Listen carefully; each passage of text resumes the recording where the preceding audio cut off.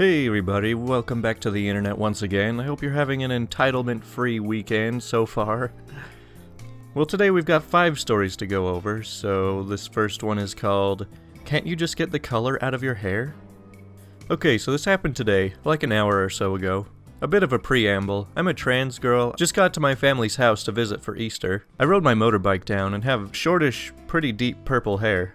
So I pulled into a non-brand specific supermarket around the corner from my family's place to pick up an energy drink. And as I got off my bike, I removed my helmet and I could see out of the corner of my eye this little girl by the trolley return pointing at me and generally going nuts. I started to walk past to walk inside the store, and the little girl turns to her mother, sitting on a bench nearby, with an old lady who must be her mother, both having a cigarette each. So the little girl says, "Mummy, can I have hair like her?" I rightly assumed this was about me. The mom says, "No, that's not a girl." The old lady grunts in approval. I ignore them and move to grab my sweet taurine juice, and because it's an Easter weekend, I'm here for about 10 minutes or so, just in a crowd. As I walk back out, the family is still outside, with a lot more cigarettes smoked. The girl says, "But why can't I have pretty hair?" She sounds like she's been doing this non-stop. The mom says, "Because I said so, now shut up before I bloody clip you." I start to walk past as the entitled parent waves to catch my attention. She says, "Hey mate, why have you got hair like that for?" I was like, "Oh, because I want it?" She says, "No, but why like that? No man I know has color like that. Can't you just take it out?" I was like, "Well, I'm not a man, so there's that much. And not without constantly washing my hair for like a couple days." "No, I mean like now. Can't you get it out now?" I knew the education in my area was lacking, but wow. "Look, I just wanted to grab a drink and get going. Let's just leave it." I turned to walk back to my bike and put my helmet back on. She says, "Fine then, you little F-word. Go be a turd somewhere else." The old lady grunts in a way, I guess must have been a laugh. The little girl was quiet through all this, just looking between the two of us as she cuddles into her mother. I just had enough, but I didn't want her to feel like she came out on top, so I turn around, still a bit away from them, and reach my hand into my jacket pocket. I say, "Oh right, yeah, I'm sorry. Here, have this apology." I pull my hand out and flip them both off, smiling and waving my other hand to present my apology. After a second of silence and slack-jawed look from their pair, I turn to go back to my bike to start to make my way off. As in the background I hear the entitled parent hurling abuse my way about different stuff. I mean, what did that mom think was happening? Like, you could just, okay, I'll just pull the color out of my hair and give it to you. Well, that's quite the way to start off these stories. The next one's actually a pro-revenge story, which is called, My Aunt is a Jerk, but Gets Her Desserts in the End. So back in the late 1980s, my mother, Nancy, was diagnosed with a degenerative neurological condition. My father was working long hours to put a roof over our heads and keep my mom seeing the best doctors. And eventually my parents realized that with 2 small kids and a body that was slowly but surely shutting down on her, she needed more help. We had an au pair for a while, but it wasn't a great fit. There was talk of hiring a nursing company to provide in-home care, but my mom's sister, Linda, very graciously offered to let us come live with her and her family, and that she would be happy to take care of her little sister. After a few months of working out the details, my parents and my aunt and uncle agreed to the following. My dad would pay for construction of a large addition onto my aunt and uncle's home. This would be a fully separate home with 3 bedrooms, 3 bathrooms, a living room, kitchen, and an unfinished basement. My aunt, who was unemployed, would be the primary caretaker of my mom for the foreseeable future. My aunt claimed that she'd care for her until one of us dies, but I think we all expected it would be more like 10 or 15 years. My mom would have living rights to the addition until her death, and upon my mother's death, our claim to the addition would be relinquished and my aunt and uncle would own it outright. So in 1990, my mom, my sister, and I moved 3 hours away to live with my aunt and her family. My dad stayed behind to continue working, and this separation did eventually result in a mostly friendly divorce. Things went well enough at first, and within 6 or 8 months the addition was built and we moved out of their spare room and into our new home. It would be a lie to say it was massive, but it more than doubled the size of our house. We had our own exterior doors, our own heating and cooling, most every utility. Electricity and plumbing were shared, but I think that was about it. For the first 18 months or so, my aunt mostly held up her end of the bargain, but soon after the cracks started to form, my uncle left my aunt in early 1991. Linda started to get lazy with my mom and consequently her health was suffering, so my dad hired a home nursing outfit to come in every day and care for her. Linda took this as permission to stop helping with anything at all. Mom soon became bedridden, not my aunt's fault, the disease is terrible, and couldn't leave the home, so Linda would do Mom's shopping for her, but she started buying more than just my Christmas presents or our groceries.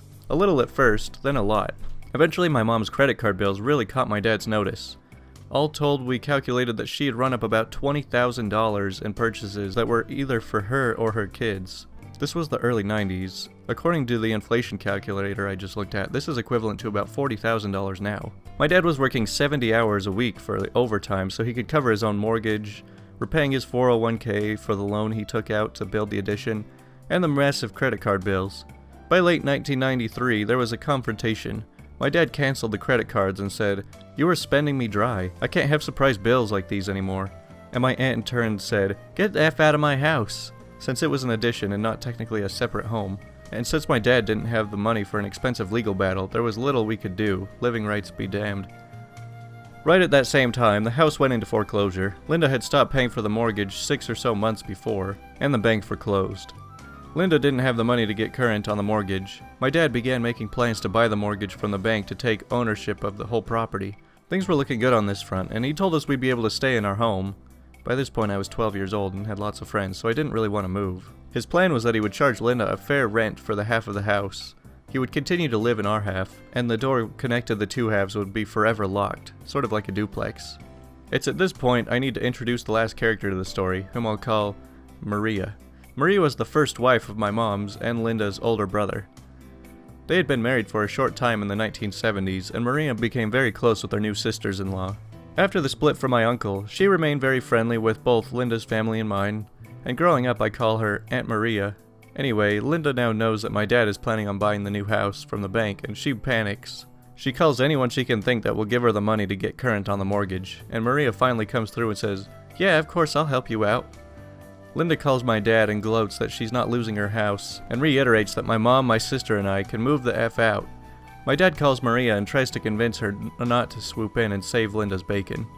A move is going to be hard for the kids and extremely hard for Nancy. Linda has neglected Nancy and not held up her end of the bargain, etc. Maria says that she's committed to her decision. My dad gives one bit of advice that will wind up being very important.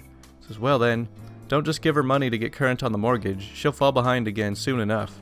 The house will still get foreclosed on and you'll be out of the money you gave her. Buy the mortgage from the bank instead and just charge Linda rent. That way you've at least got something for your money." In early of 1994, we move out of the addition. By early 1996, Maria rings my dad up. She did indeed buy the mortgage from the bank and now owns the property outright. Linda swore up and down that she would pay rent, but lo and behold, she hasn't paid any rent over the last 2 years. Maria asked if my dad would be interested in buying the property from her. It was a bit of a stretch since he was paying for 2 homes, his and the one I lived in with my mom and sister, but he puts the money together and soon enough we own the property in question. At this point, Linda is in touch with my dad, who is no longer extremely nasty and threatening to him. She's as sweet as can be, promising that she will pay rent and be a great tenant. My dad said, "That's fine, you can rent the house, but if you miss a payment I will begin eviction processing immediately." They drew up a contract, signed it, and I think she made 2 rent payments before calling up and asking for more time. He told her, "I'm sorry Linda, but if you don't have money in my hands by the due date spelled out in the contract, I'm going to evict you." The date came and went, the money never showed up, and my dad gleefully began eviction proceedings. They knew my dad meant business and moved out on their own before the sheriff did it for them. We owned the house as a rental property for several years, using the income to fund my mom's medical care. Despite being separated since 1990, my parents stayed married until 2002 so that my mom would have health insurance.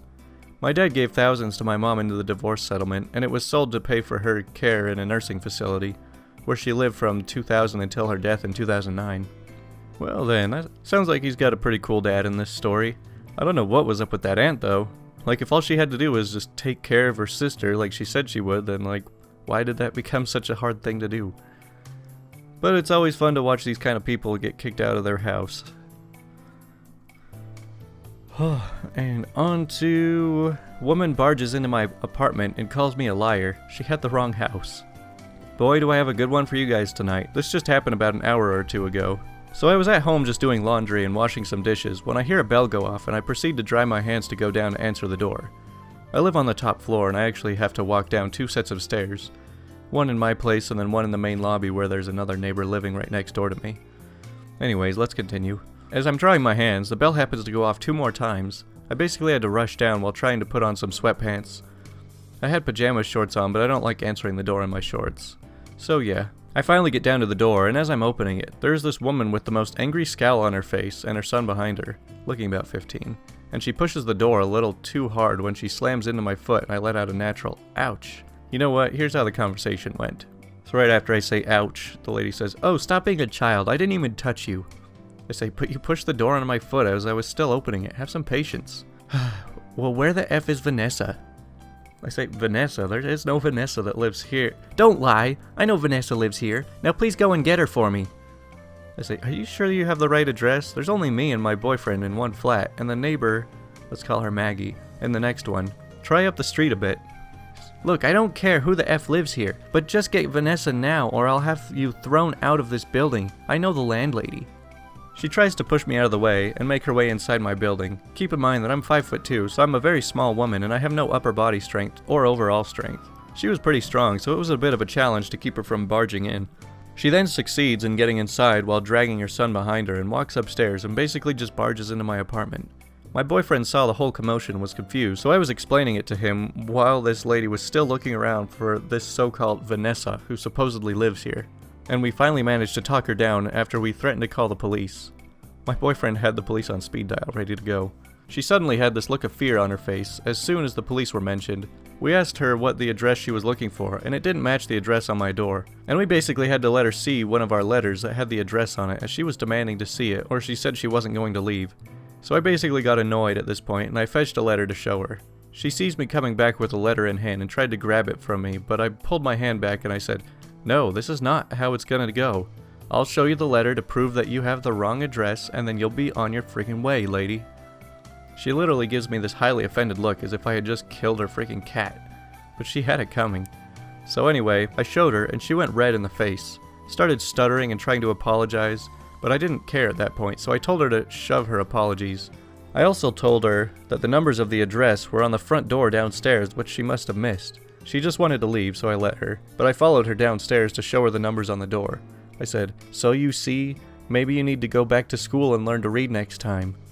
Then I told her a few choice words, which I'm going to keep discreet, and I told her that if she ever pulled a stunt like that again, I'll notify the police.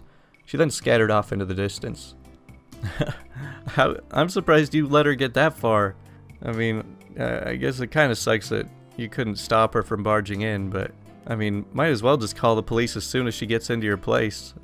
And then delay, even just like stall her from leaving so that the police can show up and take them. What has even gotten into these people? So this next story is called Entitled Parent Tries to Buy My Switch for $20. So I'm a massive Nintendo nerd. I got a Switch for Christmas and it's the best console ever. I have a few games, Smash and Mario being my favorites. Anyways, let's get to the entitled parent, which we shall call Hunter or H. So I'm in the store playing some Smash and Hunter comes up to me. He says, "Hi, my son wants a Switch and you have one. Can I buy yours off of you?" Now, I would never sell my Switch, so I just said, "Sorry, I just got it and it's not for sale." He says, "Come on, I'll give you 20 bucks. I say, "First of all, the Switch is $300, plus my digital game's probably worth $375. And, okay, what if I bought the Switch for $20 without any game cards?" I say, "Wait, you wanted my game cards too? That would have been at least $450, plus my Switch is collector's edition, so no." He says, "You're an adult. What do you need a Nintendo for? Just accept my generous offer." I say, "Oh, you know what? GameStop is doing a promotion, their entire store for 50 bucks. Try that, idiot." After that, I walked away briskly hoping to avoid him trying to steal it. There's no big fight scene or cops or court. Nothing big happened, so it's a miracle. It's kind of sad that there's still so many people out there, especially older adults, that anytime they see someone, even just like in their 20s, it's like, you play video games? Video games are for kids. It's even funny when it's like laptops. It's like, what do you need a laptop for? Computers are for kids. Because yeah, adults never use computers. And to our final story for today called, I am too young to sell you alcohol, and also, I don't work here. So my dad owns a few gas stations. When I have a break from school, I go with him to work, and I just sit there at the register or in the office. Now I'm 14, but was 12 when this happened, so I don't look like an adult. At one store, the cashier and I are friends, so we talk for a while when he is not working. He goes to use the restroom, and I'm just sitting there doing nothing. Finally, the entitled mom comes in with her twin daughters who look to be my age and had common sense. She tells her kids to get some candy and she goes to get some beer. They come up to the register and set their stuff on the counter. The entitled mom, okay, here we go, sets the stuff on the counter. I say, sorry ma'am, you have to wait for the cashier to come back. She says, can't you just do it? I'm in a hurry. I say, no, I can't. She says, why can't you? I say, I don't work here. She says, you're lying, and if you were telling the truth, then why are you back there? I say, I'm the owner's son. She says, well then you could help me with this stuff, right? I say, no, I'm too young to sell alcohol. She says, you don't look too young. I'm pretty tall for my age. One of her kids says, Mom, we could just wait, don't cause a scene. Yeah, he looks our age, he won't be able to help us if he did work here. Then they go get more stuff, but I know they were just embarrassed and wanted to hide their faces. So the cashier comes back now. He says, hi ma'am, let me get that for you. She says, I just want to let you know that your coworker was refusing to help me earlier. It's like, he's not my coworker, he's just the owner's son. The entitled mom says, bull crap, let me speak to the manager about both of you. He says, I am the manager of the store.